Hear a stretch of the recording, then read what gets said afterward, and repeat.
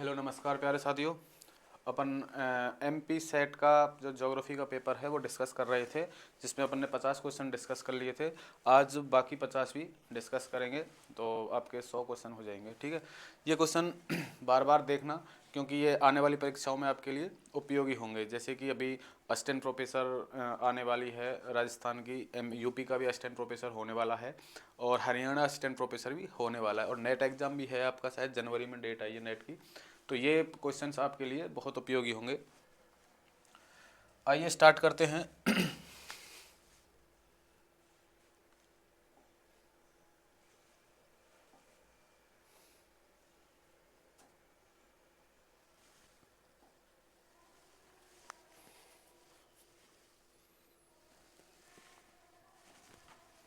तो यहां तक अपन कर चुके थे 100 तक। आइए अगला क्वेश्चन है, निम्नलिखित में से भारत का कौन सा प्रदेश गंभीर रूप से सूखाग्रस्त क्षेत्र के अंतर्गत आता है? यानी कि जहां पर ज्यादा सूखा पड़ती है, बरसात नहीं होती है, तो भारत का ऐसा कौन सा क्षेत्र है जो गंभीर गंभीर रूप से सूखाग्रस्त क्षेत्र के अंतर्गत आता है? देखो, राजस्थान का उत्तरी भाग पहला है। राजस्थान का उत्तरी भाग, तो राजस्थान का उत्तरी भाग जो है वो नहरी सिंचित क्षेत्र है। आपको पता होगा आईएनजीपी, इंदिरा गांधी नहर जो परियोजना है वो वहाँ पे है, तो ये नहीं है इसका। तमिलनाडु का कोयम्बटूर पठार भी नहीं है। महाराष्ट्र का पूर्वी क्षेत्र, देखो महाराष्ट्र का जो पूर्वी क्षेत्र है वो वृष्टि छाया क्षेत्र है। ठीक है, वृष्टि छाया क्षेत्र का महाराष्ट्र के जो पश्चिमी भाग है वहाँ पे खूब वर्षा होती है, लेकिन पूर्वी भाग में वर्षा नहीं होती है। आपने सुना होगा मुंबई में वर्षा होती है लेकिन पुणे में कम वर्षा होती है, तो वो वहाँ पे सूखा भी पड़ता रहता है। तो महाराष्ट्र का जो पूर्वी क्षेत्र है वो गंभीर सूखाग्रस्त क्षेत्र है। उत्तर प्रदेश का दक्षिणी क्षेत्र भी कैसा है? सूखाग्रस्त क्षेत्र नहीं है, तो इसका ऑप्शन सी होगा। महाराष्ट्र का जो पूर्वी क्षेत्र है वो गंभीर रूप से सूखाग्रस्त क्षेत्रों के अंतर्गत आता है। अगला है, वह क्षेत्र जहां नदी बिना किसी उचित रूप से सीमांकित चैनल में पुनः उभरती है तथा जहां दलदली स्थितियां हों उसे कहते हैं। देखो, नदी जब पहाड़ों या पर्वतों से नीचे उतरती है, पहाड़ों या पर्वतों से नीचे उतरती है, तो पर्वतपदीय क्षेत्रों में अपने साथ जो कंकड़ पत्थर बहाकर लाती है वो जमा कर देती है और इसमें नदी विलुप्त हो जाती है। इसमें नदी विलुप्त हो जाती है, इसको अपन बहावर कहते हैं। पर्वतपदीय क्षेत्र जो मोटे मोटे कंकड़ पत्थर जहाँ पे जमा होते हैं, फिर इसके बाद नदी दोबारा निकलती है, यानी कि कई वितरकों में बाहर निकलती है और इस क्षेत्र में दलदली क्षेत्र का निर्माण होता है। दलदली क्षेत्र का निर्माण होता है, इसको अपन कहते हैं तराई। ठीक है, और बांगर की यदि बात करें तो बांगर पुरानी जलोढ़ मिट्टी होती है।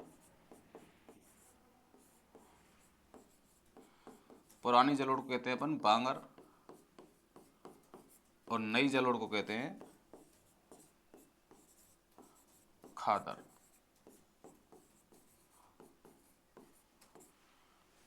हमसे यहाँ पूछा है कि दलदली स्थितियां हों और नदी पुनः उभरती है, वो क्षेत्र कहलाता है आपका तराई।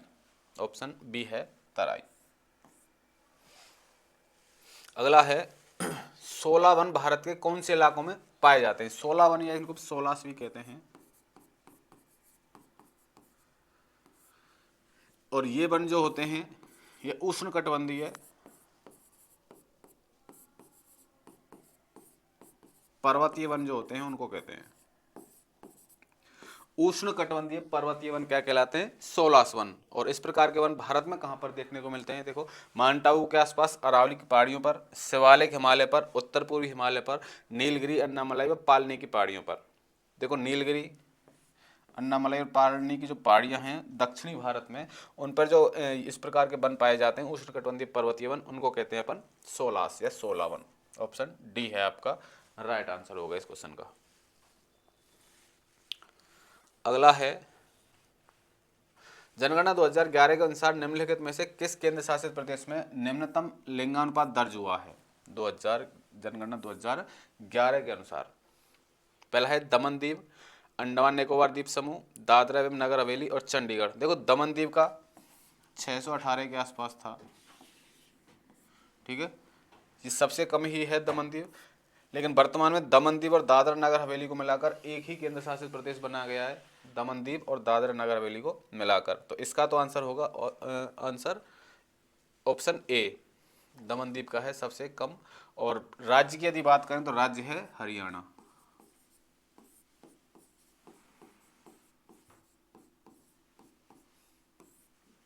केंद्र शासित प्रदेश दमन दीव और राज्य हरियाणा, जो कि सबसे कम इनका लिंगानुपात है। अगला है, निम्नलिखित में से कौन सा राष्ट्रीय जनसंख्या नीति 2000 का एक लक्ष्य नहीं है? एनपीपी नेशनल पॉपुलेशन पॉलिसी, इनमें से कौन सा इसका लक्ष्य नहीं है?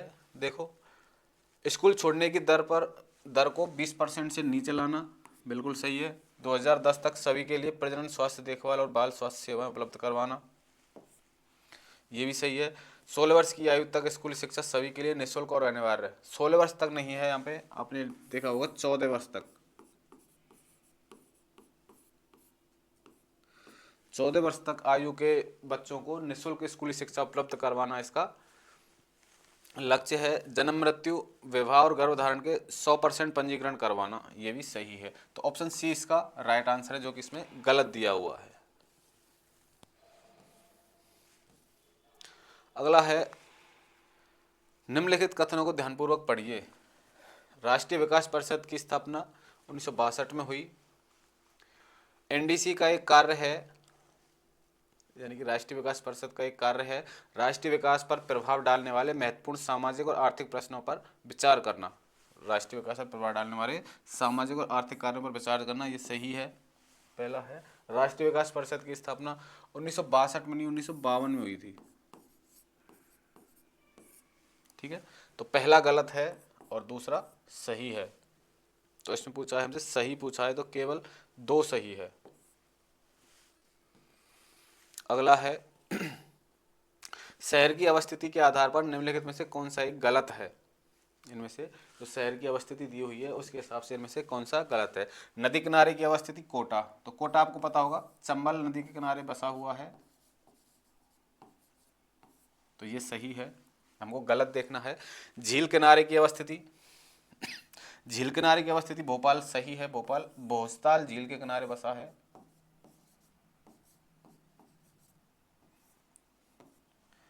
अगला है, समुद्र के सामने की अवस्थिति, तो चेन्नई समुद्र के सामने ही या समुद्री तट पर ही स्थित है।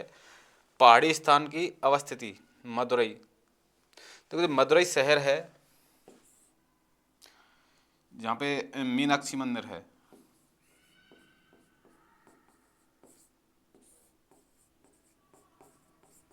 ये पर्वत पे नहीं है, समतल स्थान पर है, यानी मैदानी क्षेत्र में।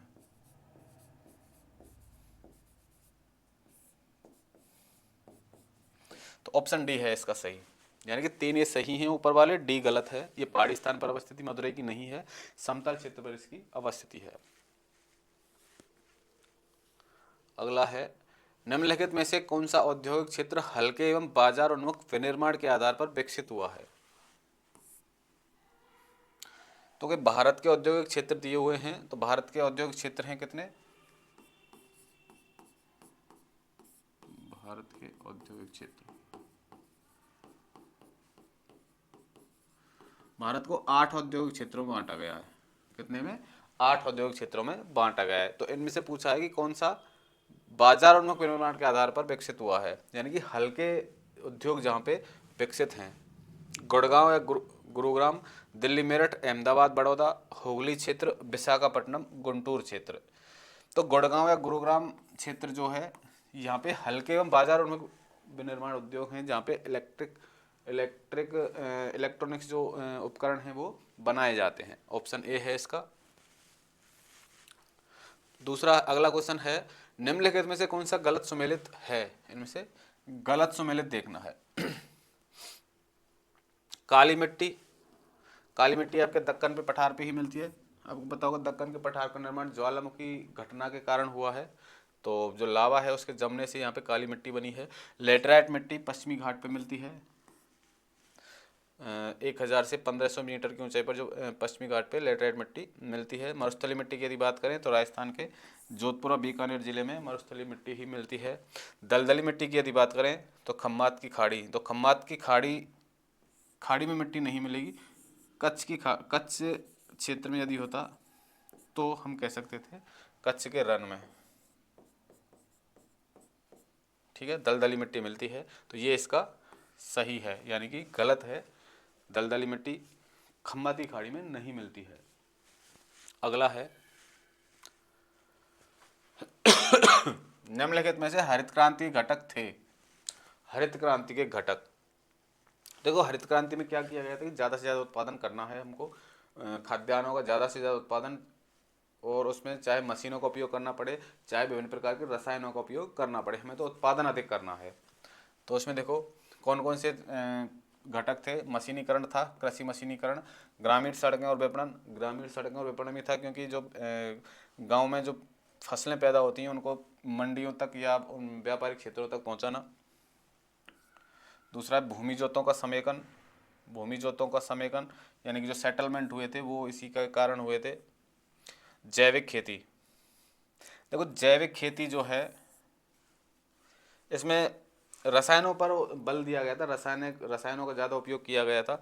लेकिन जैविक खेती की यदि बात करें तो जो द्वितीय हरित क्रांति चल रही है वर्तमान में,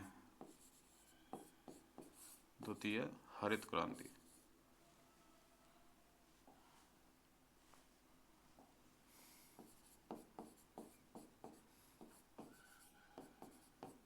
उसमें इस पर बल दिया जा रहा है, जैविक खेती पर। तो ये तीनों तो हैं, और इसमें ये ही है चौथा, यानी कि चौथा है जो इसमें शामिल नहीं था ये घटक। एक और दी, 1 2 3 और इसके सही हैं। ऑप्शन बी में है 1 2 और 3। अगला है निम्नांकित में से कौन सा भूखंड लॉरेशिया का भाग नहीं था। देखो लॉरेशिया है आपका अंगारा लैंड,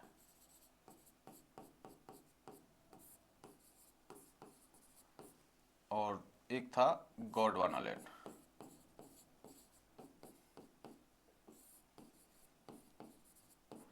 जब महाद्वीप या महासागरों का निर्माण हुआ था तो सबसे पहले एक पेंजिया नाम का महाद्वीप था, पेंजिया। उस पेंजिया में जब विभाजन हुआ तो उसके उत्तरी भाग को कहा गया गोंडवाना लैंड,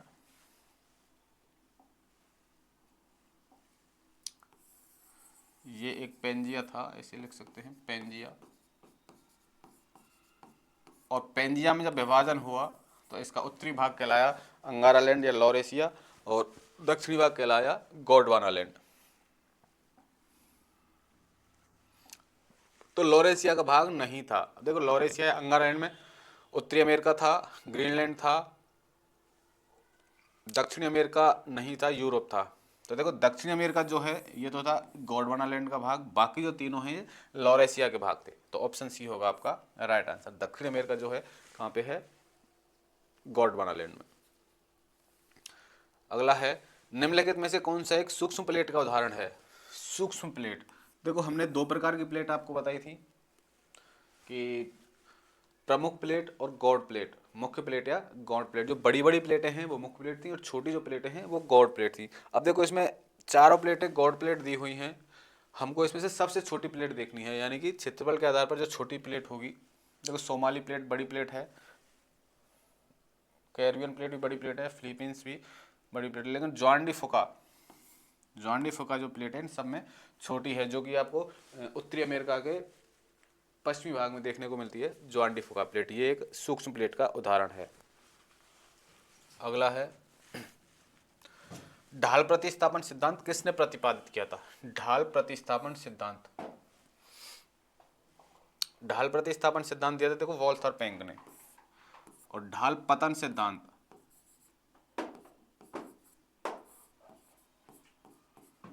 ढाल पतन सिद्धांत की यदि बात करें वो दिया था किसने, WM डेविस ने। और ढाल प्रतिस्थापन की यदि बात करें वो दिया था वॉल्थर पेंक ने।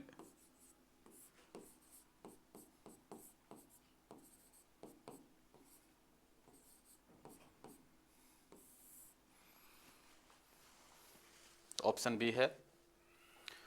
अगला है भूकंप की पी तरंगों का छाया क्षेत्र क्या है। पी तरंगों का छाया क्षेत्र क्या है। तो देखो छाया क्षेत्र के बारे में मैंने आपको बताया हुआ है, यानी कि फिजिकल की क्लास अपन ने पूरी कर ली है। फिजिकल की क्लास में ये जो क्वेश्चन आपको दिए हुए हैं सारे क्वेश्चन हमने सॉल्व करवाए हुए हैं। तो देखो पी तरंगों का 3 प्रकार की तरंगें होती हैं, पी, एस और एल। देखो पी तरंगें जो होती हैं जो तीनों अवस्थाओं में गति करती हैं, पदार्थ की तीनों अवस्थाएं जो होती हैं, ठोस, तरल और गैस, ठोस, तरल और गैस तीनों अवस्थाओं में गति करती है पी तरंगें। लेकिन क्या होता है कि जैसे ठोस से तरल में जाएगी तो ये परावर्तित होती है अपनी जो मेन धारा में जा रही है। जैसे ये है,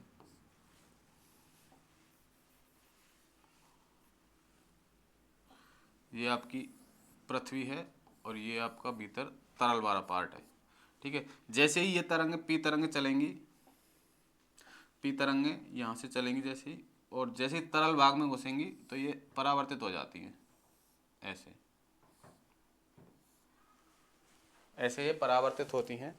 और पी तरंगों में परावर्तन होता है 103 से, पी की बात कर रहे हैं हम, 103 से 143 डिग्री। पी तरंगों का तो ये होता है, यहाँ भी लिख लेते हैं 103 से 103 डिग्री से 143 डिग्री। और एस तरंगों की यदि बात करें ये होता है 143 से 143 डिग्री। छाया क्षेत्र की यदि बात करें जहाँ पर भूकंपीय तरंगें नहीं पहुँच पाती है, पृथ्वी के आंतरिक भाग का ऐसा क्षेत्र जहाँ पे भूकंपी कोई भी तरंग नहीं पहुँच पाती है, पी, एस, एल या जो भी तरंग हैं वो तरंगें नहीं पहुँच पाती, वो क्षेत्र कहलाता है छाया क्षेत्र। और पी छाया क्षेत्र होता है 103 से 143 डिग्री, और एस होता है 143 से 143 डिग्री। हमसे पूछा है पी तरंग, और पी तरंग का होता है 103 से 143। ऑप्शन सी होगा आपका राइट। अगला है बलन के शिखर यानी शीर्ष और निकटवर्ती गर्त के द्रोणी बीच स्थित चट्टानी तलों के विस्तार को कहा जाता है। देखो बलन इस प्रकार होते हैं, बलन तो ये बोल रहा है शिखर, तो ये है इसका शीर्ष या शिखर, और निकटवर्ती द्रोणी यानी कि गर्त, ये है इसका गर्त। इनके बीच के स्थान को, बीच के स्थित चट्टानी तलों के विस्तार को कहा जाता है। तो देखो इसकी बात कर रहा है यहाँ से यहाँ तक जो स्थल है ये कहलाता है बलन की भुजा। देखो 2 भुजाएं होती हैं बलन की इस तरह से, इसके आधार पर समनत, एकनत, दिग्नत, ऐसे हमने समनत बलन, एकनत बलन ऐसे बांटा था आपको लास्ट की क्लासों में। ये चीज़ें हमने सभी बताई हुई हैं। तो क्या कहलाता है बलन की भुजा। शिखर और निकटवर्ती गर्त या द्रोणी के बीच जो स्थित चट्टानी तलों का विस्तार होता है उसे अपन कहते हैं बलन की भुजा। अगला है शिलाफलक के घूर्णी पतन को जाना जाता है। शिलाफलक का जो घूर्णी पतन है, शिलाफलक कह सकते हैं, जैसे हम पत्थर कह सकते हैं शिलाफलक को। इनका जो घूर्णी पतन यानी गिरना होता है उसे क्या कहा जाता है। शिलापतन, निपात, अवतलन या लुढ़काव। टोपल यानी कि लुढ़काव, ऑप्शन डी। अगला है निम्नलिखित में से किस ज्वालामुखी को भूमध्य सागर का प्रकाश स्तंभ कहा जाता है। जो ज्वालामुखी वाले टॉपिक में ये सारे क्वेश्चन हमने आपको बताए हुए हैं। ज्वालामुखी को भूमध्य सागर का प्रकाश स्तंभ कहा जाता है, कौन सा है वो, स्ट्रामबोली है। स्ट्रामबोली ज्वालामुखी है, उसको अपन क्या कहते हैं, भूमध्य सागर का प्रकाश स्तंभ। ये एक प्रकार का सक्रिय ज्वालामुखी है, स्ट्रामबोली सक्रिय ज्वालामुखी है। इससे उद्गार होता रहता है, तो एक प्रकाश इससे उत्पन्न होता रहता है, इसलिए इसको कहते हैं भूमध्य सागर का प्रकाश स्तंभ। अगला है इनमें से कौन सा ज्वालामुखी आपदा से संबंधित नहीं है। ज्वालामुखी आपदा से संबंधित है सुनामी भूकंप के द्वारा आती है। जब समुद्री तल में भूकंप आता है उसके द्वारा जब जो लहरें उत्पन्न होती हैं उसको अपन सुनामी कहते हैं। मृदा सर्पण भी इसका कारण नहीं है, शैल सर्पण भी इसका कारण नहीं है, लेकिन लहर, देखो लहर क्या होता है, जब ज्वालामुखी विस्फोट होता है तो उसका जो लावा या मैग्मा है वो वहाँ पे जो नदी घाटी, पर्वतों पे नदियाँ होती हैं, नदी घाटी होती है, उसमें जब लावा नीचे आता है तो ये लहर के रूप में आता है। तो ये एक लहर से संबंधित है, ज्वालामुखी आपदा से संबंधित है, वो कौन सी है, लहर। अगला है टेफ्रा के मध्यवर्ती आकार 2 से 64 मिमी या मिलीमीटर के टुकड़ों को क्या कहा जाता है। धूल, देखो 2 मिमी से 2 mm से कम के जो कण होते हैं उनको कहते हैं धूल, और 2 से 64, 2 mm से 64 mm के जो होते हैं उनको कहते हैं अपन लेपली, और 64 mm से जो ज़्यादा होते हैं, 64 mm से ज़्यादा बड़े जो होते हैं उनको अपन कहते हैं क्या, ज्वालामुखी बम। और झमक या पूमिस की यदि बात करें तो ये जहाग होते हैं, ठीक है, इनको कहते हैं अपन प्यूमिस। बात कर रहा है 2 से 64 मिमी, तो 2 से 64 मिमी कौन से होते हैं, लेपली वाले, जो इनको अपन मटर के दाने के आकार के भी कह सकते हैं, इनसे जो टुकड़े निकलते हैं। तो ऑप्शन सी होगा इसका राइट।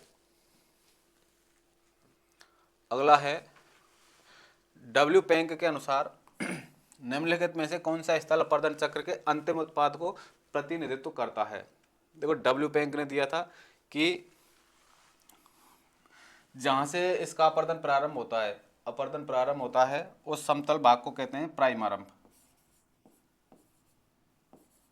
प्राइमरम्प।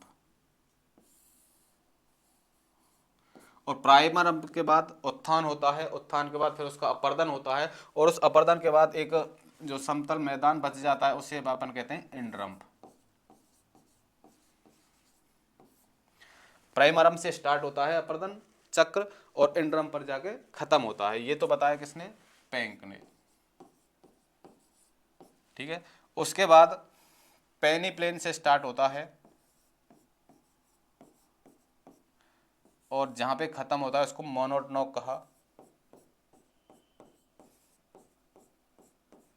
ये बताया था किसने, डेविस ने, ठीक है।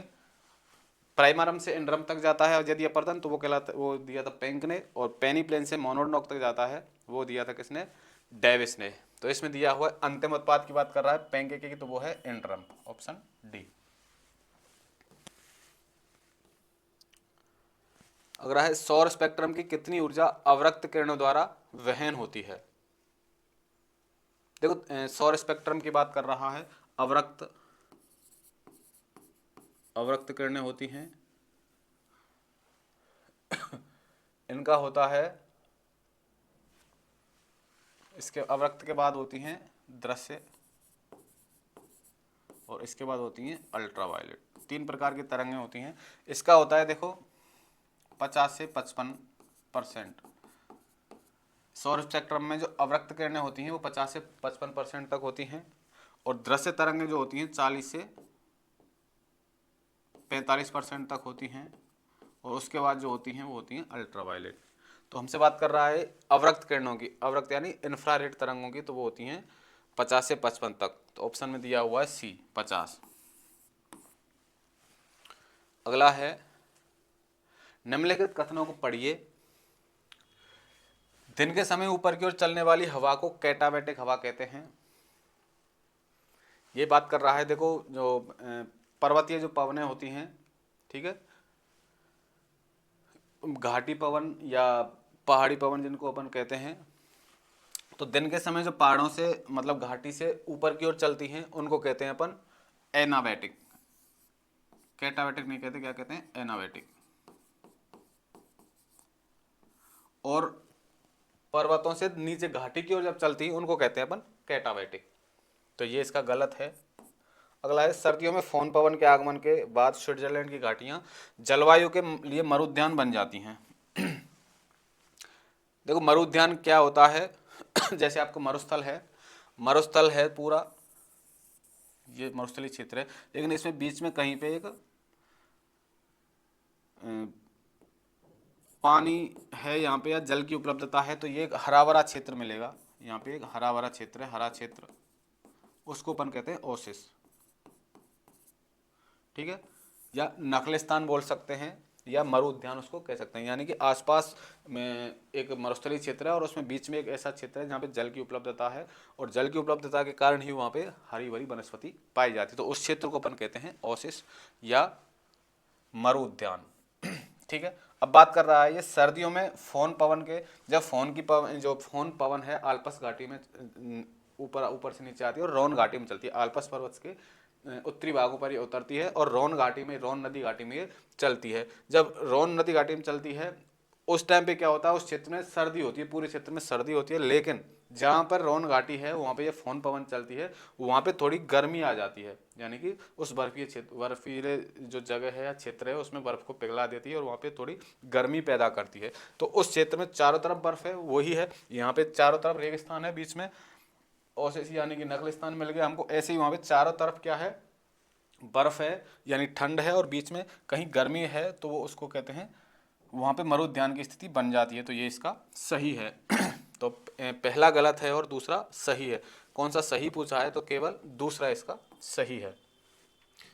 अगला है, निम्नलिखित गैसों में से किसका निचले वायुमंडल के संगठन में अन्य गैसों से कम हिस्सा है निचले वायुमंडल में। तो कार्बन डाइऑक्साइड 0.03% होती है, नियोन, आर्गन, ओजोन। देखो निचले वायुमंडल में ओजोन नहीं मिलती है, ये सीधा ही है। निचले वायुमंडल में ओजोन नहीं मिलती है, बाकी ये तीनों गैसें निचले वायुमंडल में मिलती है, और निचले वायुमंडल में नहीं मिलती है तो इसकी क्या है, कमी। ओजोन की क्या है, कमी है निचले वायुमंडल में। तो ऑप्शन डी हो जाएगा इसका।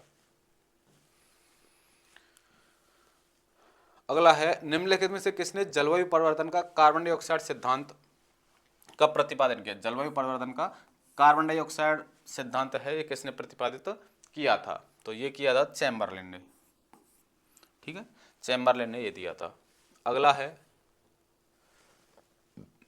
निम्नलिखित में से कौन सा एक गलत सुमेलित है। निम्नलिखित में से कौन सा गलत सुमेलित है, इनमें से गलत दिया हुआ है।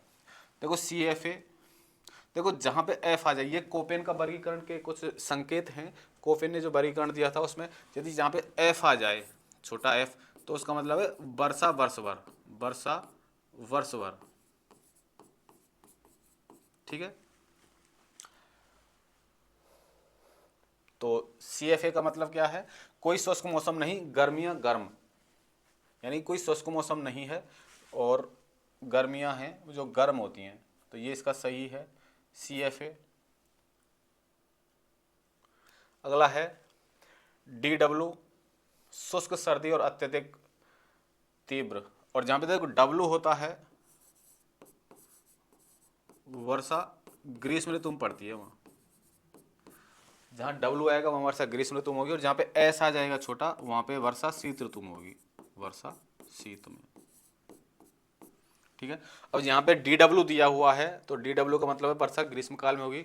तो सर्दी क्या है, शुष्क और अत्यधिक तीव्र है, और वर्षा कब होगी, ग्रीष्म काल में। BWH, ये जो W दिया हुआ है ये बड़ा होगा, ठीक है। निम्न अक्षांश शुष्क एवं सूखा, निम्न अक्षांशों के जो मरुस्थल होते हैं वही कहलाते हैं BWH, तो ये भी सही है। CFB, CFB का मतलब है वर्षभर वर्षा। जहाँ पे एफ आ रहा है देखो वर्षभर वर्षा होगी इसका मतलब, लेकिन यहाँ पे शुष्क गर्म बता रहा है, ग्रीष्मकाल क्या है, शुष्क है, लेकिन वर्षा एफ जब आ रहा है तो वर्षा वर्षभर होगी। तो ये इसका गलत है, गलत सुमेलित है, बाकी तीनों सही है। निम्नलिखित कथनों को पढ़िए। समताप मंडल में सामान्यतः बहुत कम जलवाष्प या धूल होती है। समताप मंडल में जलवाष्प और धूल बहुत कम होती है। ओजोन के अणु समताप मंडल को गर्म करते हैं, जिससे ऊंचाई के साथ तापमान बढ़ता है। तो जब तापीय प्रतिलोमन की स्थितियां मैंने बताई थी आपको, तो ये वही स्थिति है कि ऊपर जाने पर तापमान यदि कम हो रहा है तो वो तो कहलाती है सामान्य दशा, लेकिन ऊपर जाने पर तापमान यदि घट रहा है, यानी घट नहीं रहा बढ़ रहा है, वो कहलाती है तापीय प्रतिलोमन की दशा। तो ओजोन के कारण समताप मंडल में तापमान तीव्र गति से बढ़ता है, तो ये इसका सही है, और ये भी सही है, दोनों सही हैं। तो ऑप्शन सी। अगला है, निम्नलिखित में से कौन सा भेड़ बादल के रूप में भी जाना जाता है। तो बादलों का वर्गीकरण यदि देखते हैं तो बादल 10 प्रकार के होते हैं। 10 प्रकार के बादल होते हैं। ऊंचाई के आधार पर इनको 3 प्रकार से बांटा गया है, अधिक ऊंचे, मध्यम और निम्न स्तरीय बादल, और निम्न स्तरीय। ठीक है। इस और दो होते हैं कपासी मेघ यानी ऊर्ध्वाधर और क्षैतिज। इस प्रकार से 10 क्षेत्रों में 10 प्रकार के बादलों में बांटा गया है। तो भेड़ बादल हम कहते हैं अल्टो क्यूमुलस बादलों को। अल्टो क्यूमुलस जो बादल होते हैं वो भेड़ बादल कहलाते हैं। अगला है, निम्नलिखित कथनों को पढ़िए। ऊंचाई बढ़ने के साथ वायुदाब कम होता है। अधिक ऊंचाई पर वायु के अणु अधिक फैले होते हैं और दबाव कम होता है क्योंकि अंतर आणविक स्थान अधिक होता है। तो ऊंचाई बढ़ने के साथ वायु दाब कम होता है, बिल्कुल सही है ये। अत्यधिक ऊंचाई पर वायु के अणु अधिक फैले होते हैं और दबाव कम होता है क्योंकि अंतर आणविक स्थान अधिक होता है, ये भी सही है। तो इसके दोनों सही हैं ये भी।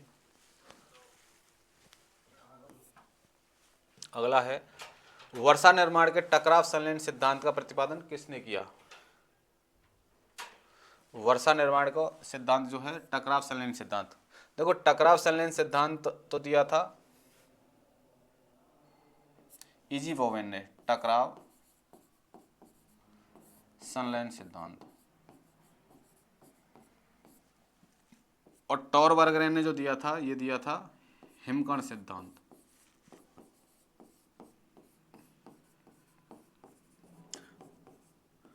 वर्षा के दो सिद्धांत प्रमुख हैं, इजी बोवेन ने तो दिया है टकराव संलयन सिद्धांत और टॉरबर्गरेन ने दिया है हिमकण सिद्धांत। तो टकराव संलयन की बात कर रहा है तो ऑप्शन ए होगा आपका राइट आंसर।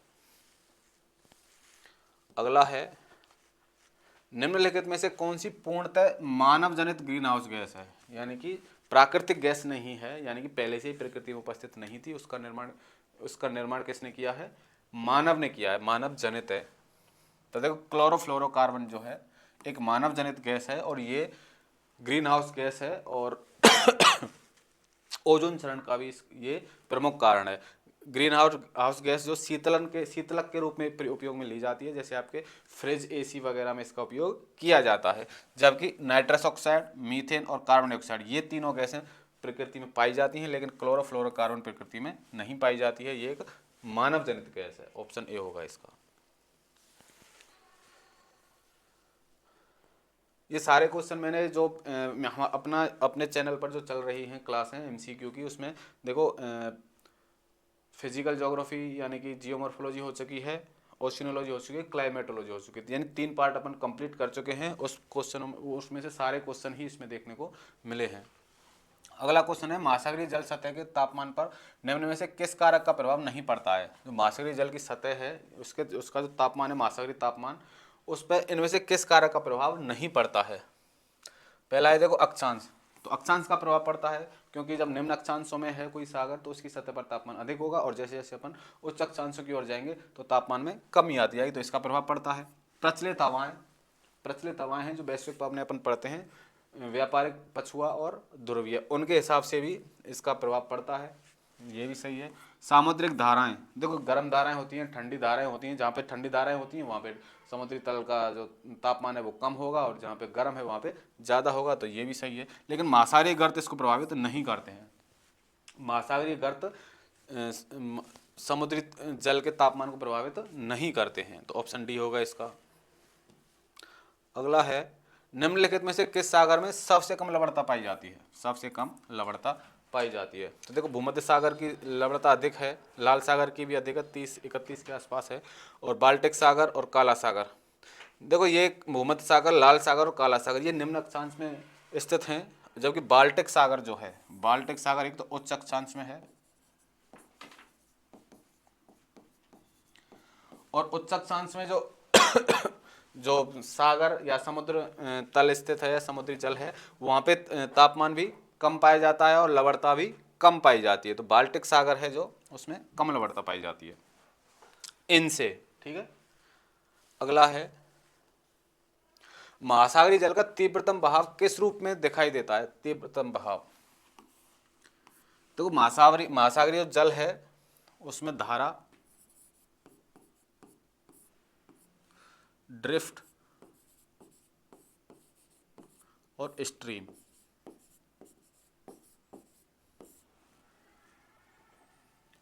इसमें देखो सबसे कम गति होती है धारा की, और उससे ज़्यादा गति होती है ड्रिफ्ट की, और उससे भी ज़्यादा गति होती है स्ट्रीम की। तो सर्वाधिक गति की ये बात कर रहा है, तो सर्वाधिक गति किसकी होती है? स्ट्रीम की। तीन रूपों में महासागरीय जल गति करता है, धारा, ड्रिफ्ट और स्ट्रीम। सबसे कम गति धारा की होती है, उसके बाद ड्रिफ्ट की होती है, और सर्वाधिक गति की यदि बात करें तो वो होती है स्ट्रीम की। तो इसका ऑप्शन सी होगा। अगला है, समस्त महासागरीय नितल का कितना क्षेत्र महाद्वीपीय मग्न तट से घिरा है? जब महासागरीय उच्चावच हमने पढ़े थे तो उसमें महासागरीय मग्न तट, मग्न ढाल, महासागरीय मैदान और हमने गर्तों के बारे में पढ़ा था। तो सर्वाधिक यदि बात करें तो क्या था? मैदान था। और महासागरीय मग्न तट कितना था? 8.6 था। और मग्न ढाल कितना था? 8.5 था। 8.5 इस प्रकार था। तो ऑप्शन ए है इसका 8.6। महासागरीय नितल पे जो मग्न तट है 8.6, ऑप्शन ए। अगला है, निम्नलिखित में से कौन सही सुमेलित है? इनमें से कौन सा सही सुमेलित हमको देखना है।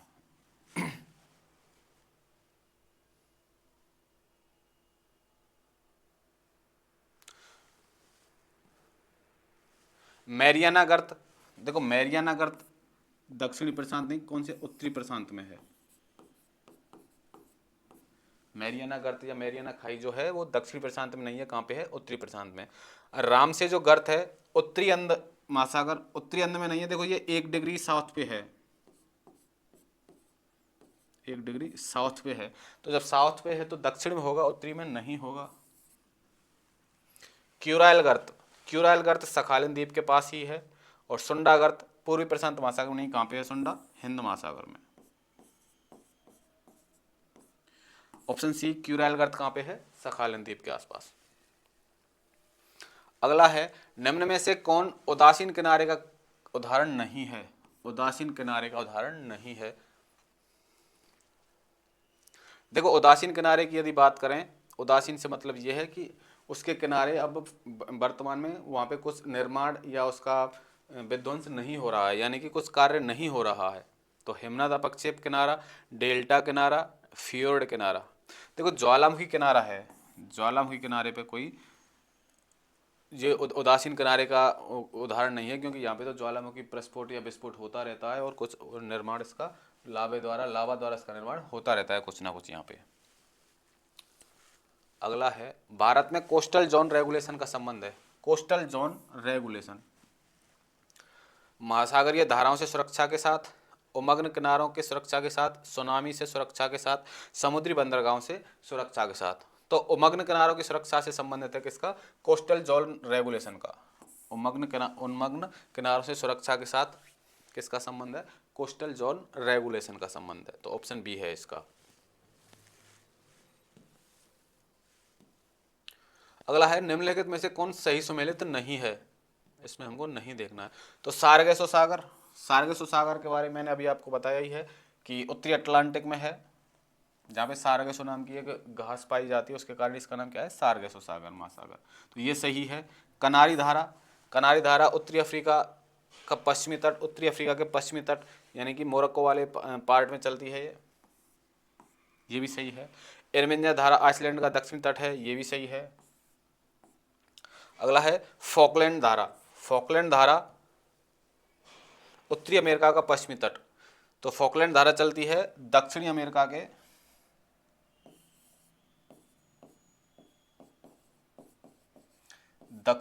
के पूर्वी तट पर, दक्षिणी अमेरिका के पूर्वी तट पर चलती है आपकी फॉकलैंड धारा। तो इसका है डी। बाकी तीनों सही हैं लेकिन डी इसका गलत है। अगला है उपभू ज्वार है, उपभू ज्वार, अपभू। देखो अपभू ज्वार तो आता है जब चंद्रमा अधिक दूर हो, चंद्रमा अधिक दूर हो,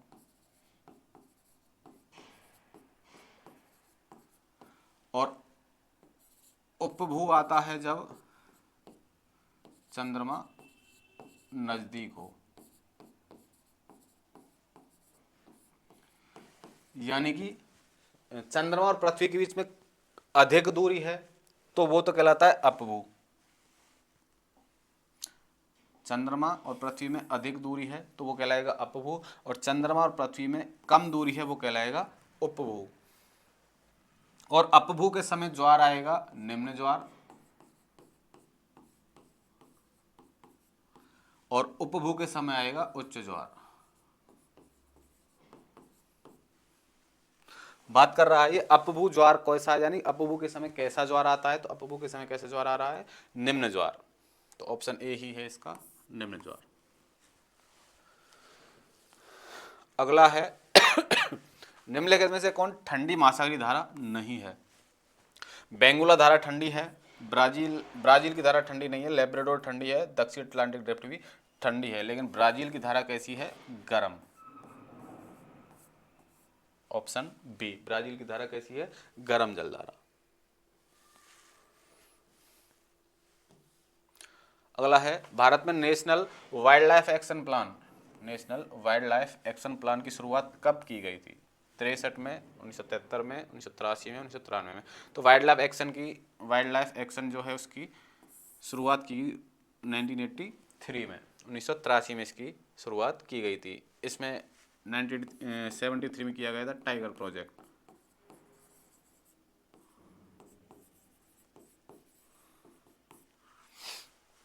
तो इसका होगा ऑप्शन सी। अगला है संयुक्त राष्ट्र संघ के पोषणीय समाज सिद्धांतों के संदर्भ में निम्नलिखित कथनों पर विचार कीजिए। पहला है अनव्यकरणीय संसाधनों की रिक्तता को न्यूनतम करना। अनव्यकरणीय संसाधन वे होते हैं जिनको एक बार उपयोग में लेने के बाद हम दोबारा उपयोग में नहीं ले सकते, ठीक है। तो उनकी रिक्तता को न्यूनतम करना, ऐसों को न्यूनतम करना है क्या, तो नहीं, नव्यकरणीय संसाधनों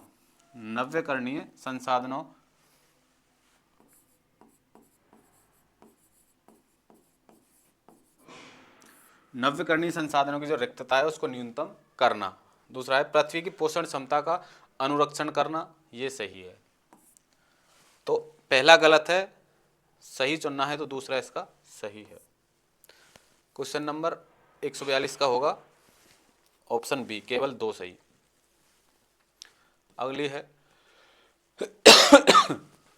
सिविलाइजेशन एंड क्लाइमेट बुक किसकी है।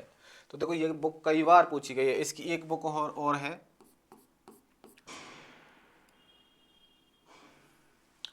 एक बुक और है इसकी, पल्स ऑफ एशिया।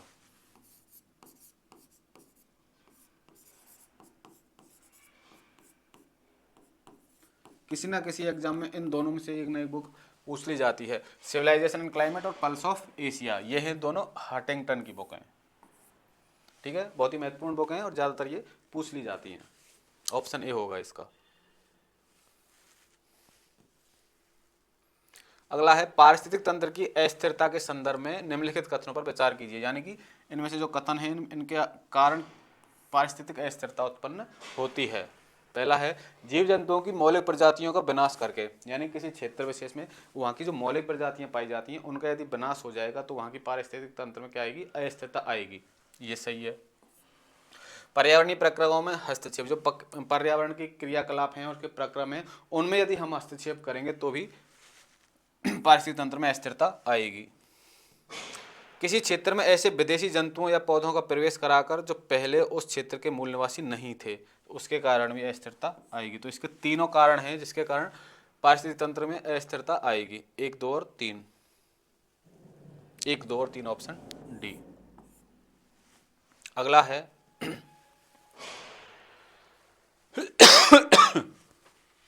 शीतोष्ण कटिबंधीय घास क्षेत्रों के सही जोड़े बनाइए। तो देखिए पंपास पाए जाते हैं दक्षिणी अमेरिका में, स्टेपी पाए जाते हैं पूर्वी यूरोप एवं मध्य एशिया में, डाउन्स पाए जाते हैं, देखो डाउन्स पाए तो जाते हैं ऑस्ट्रेलिया में,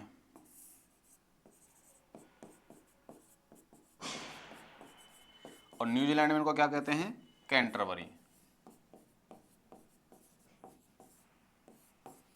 और प्रेरी पाए जाते हैं आपके उत्तरी अमेरिका में। तो अब इसका आंसर होगा 3 1 2 4, 3 1 2 4, 3 1 2 4,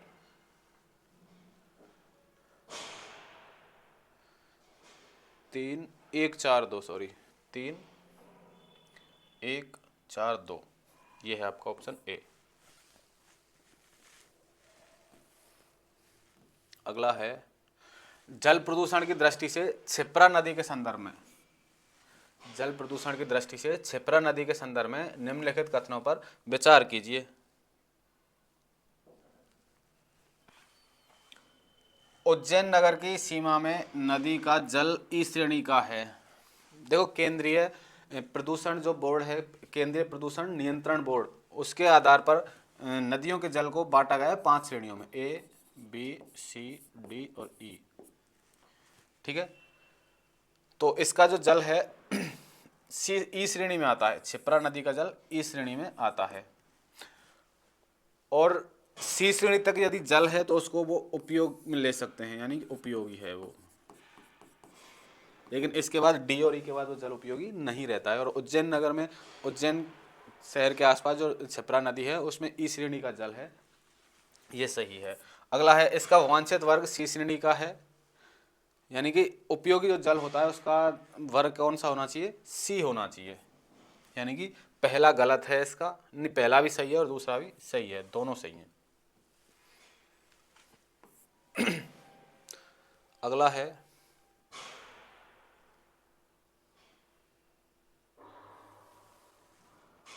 जब पारिस्थितिक तंत्र में बृहदस्तरीय व्यवधानों या अव्यवस्थाओं के बाद प्राकृतिक पारिस्थितिक तंत्र में स्थिरता स्थापित हो जाती है तो ऐसी स्थिरता को कहते हैं।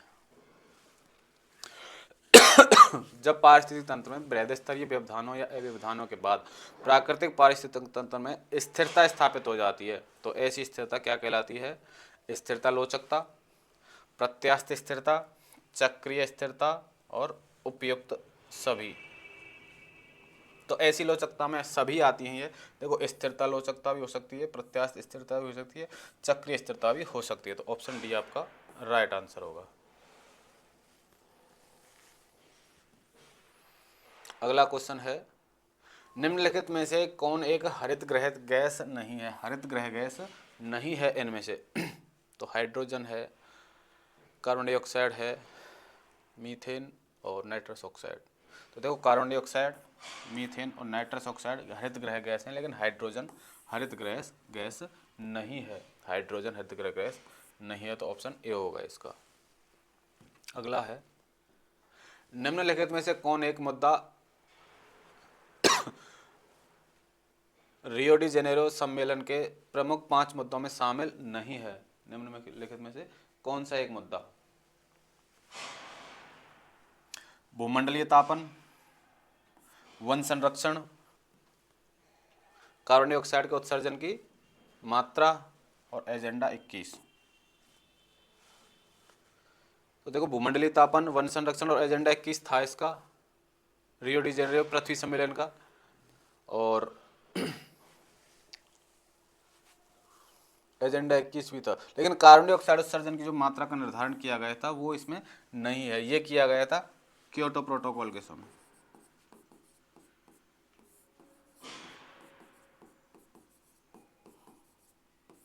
क्योटो प्रोटोकॉल के समय, तो ऑप्शन है इसका ऑप्शन सी। अगला है पर्यावरण से संबंधित निम्नलिखित सम्मेलनों को आयोजन वर्ष के आधार पर आरोही क्रम में चुनिए, इनका जो आयोजन वर्ष कब कब किया गया था। देखो मॉन्ट्रियल प्रोटोकॉल है, पृथ्वी सम्मेलन है, टोरंटो है और वियना है। मॉन्ट्रियल प्रोटोकॉल तो किया गया था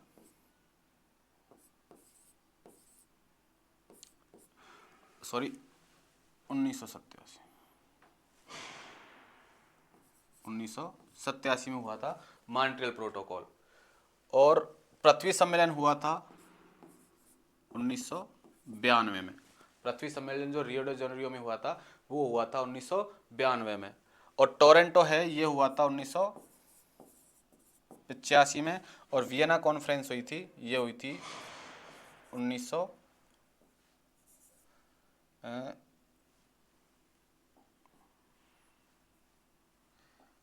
1986 में।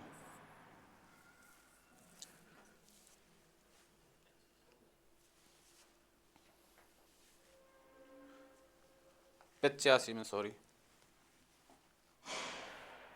ये हुआ था 83 में, ये 85।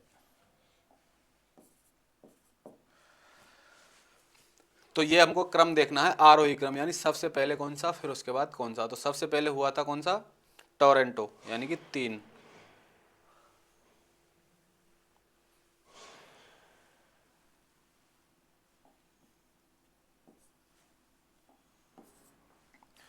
वियना 4, फिर उसके बाद हुआ था टोरंटो 3, और उसके बाद हुआ था 1 और 2।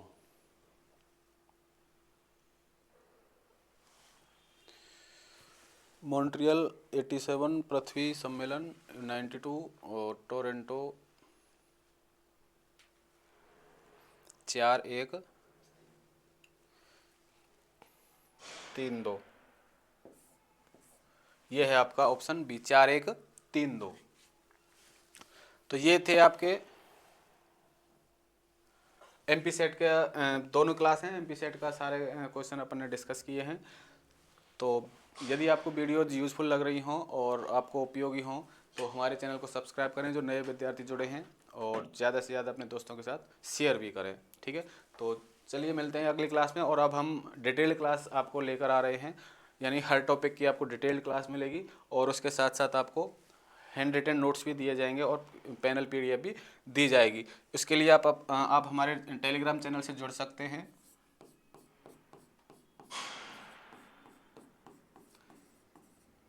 शिक्षा पोर्टल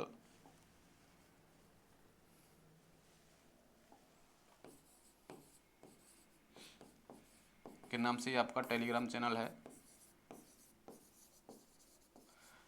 जिस पर ज्योग्राफी के सारे टॉपिक्स की क्लासें आपको प्रोवाइड करवाई जाएंगी यूट्यूब पर ही, ठीक है। तो बने रहिए हमारे साथ, मिलते हैं आपको अगली क्लास में, तब तक के लिए थैंक यू।